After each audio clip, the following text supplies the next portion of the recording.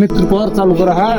MP, মন্ত্রী, DC সবাইকে এই একদিন করতে হবেই।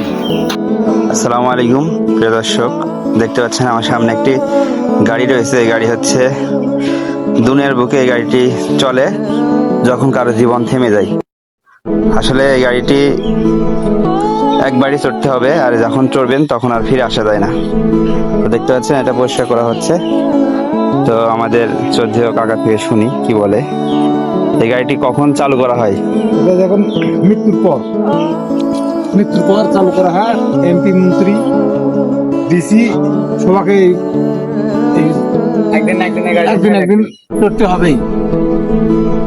যত বড় ক্ষমতাশীল মানুষ হোক না কেন, এই জায়গাতে উঠতেই হবে। এই গাড়িতে উঠতেই হবে। আর এটাই হলো, এই গাড়িতে উঠলে আর ফেরত আসা যায় না। এটাই হলো শেষ গাড়ি। তো প্রিয় দর্শক, এটাই হলো বাস্তবতা জীবনের। যখনই আপনারা এই গাড়িতে উঠবেন, হয়তো আর ওই গাড়িতে ওঠার পরে আর পৃথিবীতে কখনোই ফিরে আসা যাবে না। তো সবাই সময় থাকতে আল্লাহর ইবাদত করুন। কুল্লু নাফসি যায়কাতুল মাউত, মৃত্যুর স্বাদ সবাইকে গ্রহণ করতে হবে। এখানে হয়তোবা আজকে অন্যজন, কালকে আমাকে থাকতে হবে। এটাই সমাজের বাস্তবতা, নিজের নিয়ম। জীবনের একটাই শেষ পরিণতি হতে পারে। তো সবাই ভালো থাকবেন, সুস্থ থাকবেন, আর আল্লাহ তাআলার ইবাদত করার চেষ্টা করবেন সবাই। আল্লাহুম্মা আমিন।